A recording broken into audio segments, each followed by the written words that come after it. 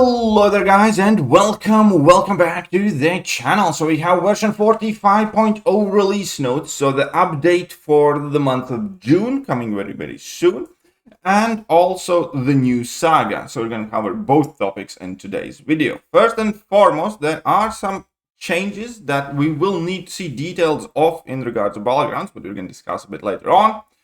So let's go for it. So the second saga has arrived in the contest, Saga 2 Arcade Games. Arcade has taken over the Battle Realm with twisted games and punishing amusements. See how that plays out for your champions in the latest events. We're going to talk more in detail about the next saga in a bit.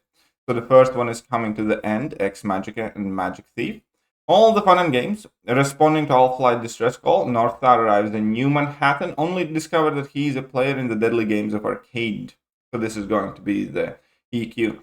We are desperate for higher difficulty of Command Quest. At the moment, I think that is one of the weakest areas of the content that Kabam has, where Valiant players have to play not Paragon EQ, but Thronebreaker EQ, and they are forced to mandatorily 100% Thronebreaker EQ, where for many players, not a single reward is worth it, because Thronebreaker EQ rewards are criminally outdated, and people still have to 100% that in order to access Paragauntlet, which again should be Valiant Gauntlet at this point, in order to get the Ascension Dust and stuff like that. And it takes a lot of time and bandwidth of the game. This game at the moment feels like a lot of work because there are tons of things happening.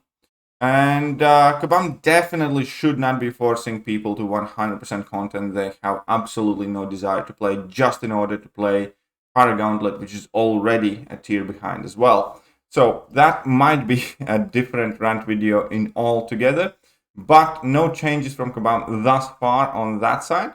I might actually skip doing EQ next month, genuinely, because this month I barely made it, I just finished. Now we have new champions, Northstar. Jean-Paul Bouvier, Northstar, as a speedster, we know him. Should be quite interesting. And Arcade. Arcade's deep dive is already out. I will be making a video on that because Arcade genuinely does feel quite interesting. I do have my worries on the champion, but he does have offensive and defensive utilities, some cool immunities, customizability. Looks quite cool. But then again, so did Ironheart, kind of. And Ironheart just didn't seem to be good enough. Let's see if Arcade is. It definitely seems to possess some more defensive capabilities too. So, side quest, Terror Twister.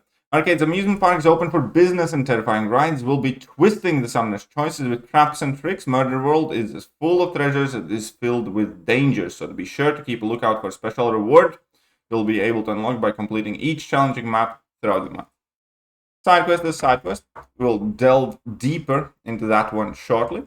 Spring of Sorrow is continuing. Obviously, we have Onslaught that we have to deal with thus far, but obviously we will be getting the next champions for Spring of Sorrow and earning some more rewards along the way as well there. Look forward to that. Still need to finish the Onslaught objectives also. That's going to be some different set of streams. New features and improvements. So this one's quite cool. Get into the action faster with Quick Heal. This feature will assess the necessary revives and potions required to get your champions back into fighting shape. Select the best options from your inventory and stash and provide dynamic top-up options if your items are running low.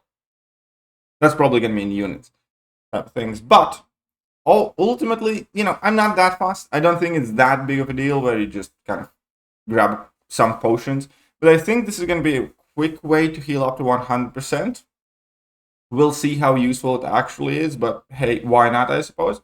The big thing, the controversial thing, now it's going to be here. Battlegrounds Victory Track medal upgrades. We are introducing improvements to the Battlegrounds Victory Track system. The climb through the Victory Track to the Gladiator Circuit will be more manageable for more players, as the entire Victory Track will now operate under 2 medals gained per win, 1 medal lost per defeat system. Additional ranks and additional rewards have been added to each tier in order to facilitate these changes. Now, I'm personally all for this for several reasons, because Kabam's using the word additional here. That means that just climbing the victory track, you will be able to earn more rewards. Although the climb might be a bit longer, but you will be feeling the sense of making progress throughout the entire thing, because that's what typically most people get stuck in victory track. It's where Vibranium, where you go back to 1 medal per win, 1 medal per loss system. So I do believe this is going to be a net positive. It might be a bit longer grind, but you will be making gradual progress, and there should be less people that say we are stuck in a tier 1 or I can't get out of this tier and so on and so forth. It will certainly be easier to get to the Gladiator circuit if that's your goal, which it should be, because it comes with additional rewards and gives you the season rewards as well. So that's good. The little downside here is obviously that in total you will be required to win more matches to reach the Gladiator circuit, or you're likely going to be required to win more matches, pending how much longer that is. Now, it could be a non-issue, or it could be an issue for some people with limited time to play the game and dedication to the battlegrounds. Ultimately, though, and here is the big thing that I do enjoy here, this is going to be a little bit of a middle finger to the point farmers. Because at the moment, a lot of point farmers are doing it in victory track. And this is just going to make it harder for them. Because currently, the way point farmers do it, they get to these Vibranium tiers, where it's 1 medal per win, 1 medal per loss. They play with Elder's Marks when they want to win, and then they play with energy when they want to lose. Ultimately, it's 1 for 1. Now, with this move, it kind of doubles the energy cost and also increases the time people will have to spend in the victory track if they want point farm. I'm all for that. I don't think it's a healthy behavior for the game. I understand why people do it. I understand that, as long as Kabam permits them to do it, that's, there's not much I can do about it. Doesn't mean I have to like it. I don't. And if it's made harder, hey, all for it. On the other hand, more realistically, what is about to happen is that the people are just going to start point farming at the bottom of Gladiator circuit. Because in reality, there is not much of a difference whether you do the same strategy in victory track Vibranium tier, or you do it in Gladiator circuit from 0 to 70 points and then drop down and then do it from 0 to 70 points. For vast majority of the people, it will be exact same thing. They're just going to do it in Gladiator circuit, which ultimately is still going to be a good thing, because more people will be able to get into the Gladiator circuit because they will not get face smashed by the point farmers along the way as much. So ultimately, I'm fine with it. Obviously, we need to see the full details of it to see how good it is, what additional rewards we get. But I personally do believe it is a good thing. There are some bug fixes and improvements. I don't think there's anything like too crazy here from what I saw. Obviously, the Juggernaut bug fix is coming in, so is Mantis's. Updated Tranquility node. I mean, there are minor changes, but nothing that kind of jumps out at me in particular. That said, we need to take a look at arcade games, the next saga. So the second saga is here, and this time around, it's going to be obviously all about the Murderworld and arcade. Arcade has come to the contest, and with him to come to the medal, assassination theme parks designed to entertain and eviscerate in his equal measure. The ever-evolving Murderworlds have popped up all over the battle realm. So, will the champions of the contest come out on top playing Arcade's game? Yeah, of course they will. So you're going to get the bonus, attack and health bonus again across most of the game modes. Alliance War, Battlegrounds, Raids, Alliance Quest, blah, blah, blah, blah, blah.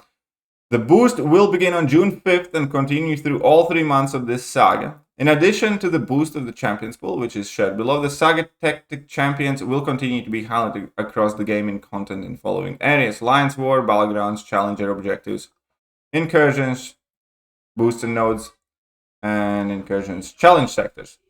Now, the problem here, the one minor thing is, I wish they highlighted them differently. I wish there would be a sword and a shield icon or something of the sort, so we can differentiate which of these Saga champions are, attackers and which are defenders.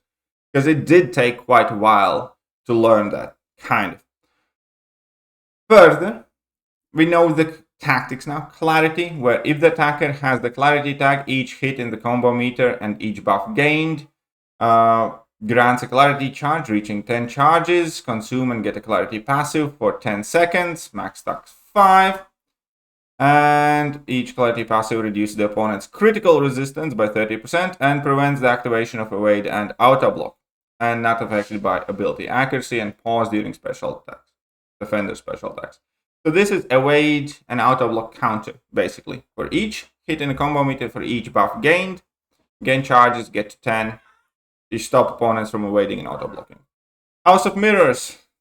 This is a defensive tactic. If the defender has House of Mirrors tag, every 12 seconds they switch between 15% chance to either auto block or evade incoming light and medium attacks. These auto blocks have 10% chance to count as parries, and these evades have a 10% chance to evade incoming heavy attacks as well.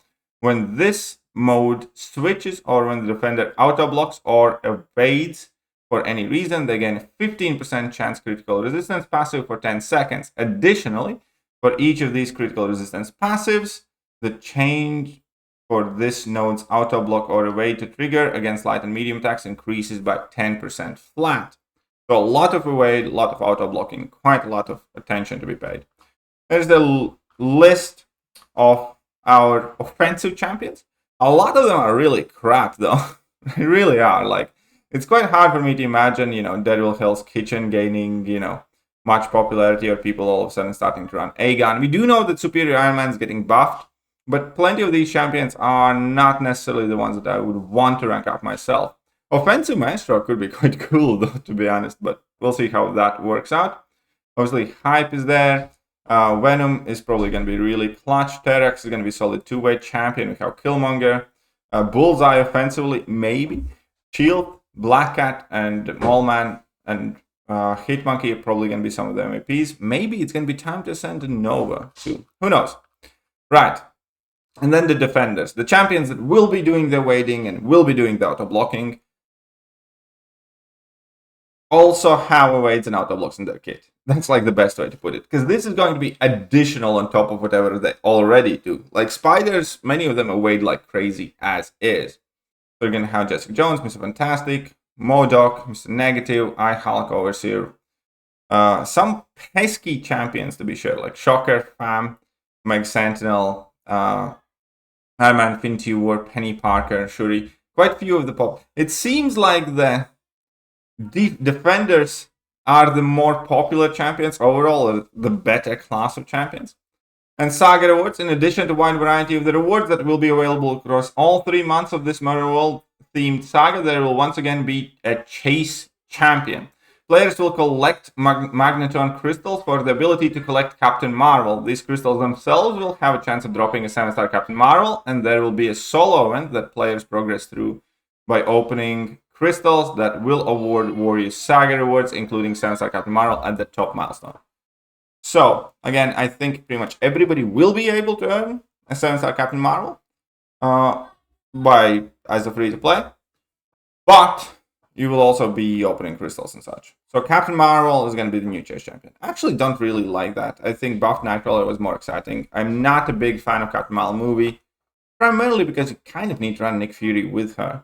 And the game kind of has evolved from that. Anyways, let me know what you guys think about the month of June and the changes to the victory track system. And I'm going to catch you guys soon. Bye-bye. Hello there guys, and welcome back to the channel. So we have already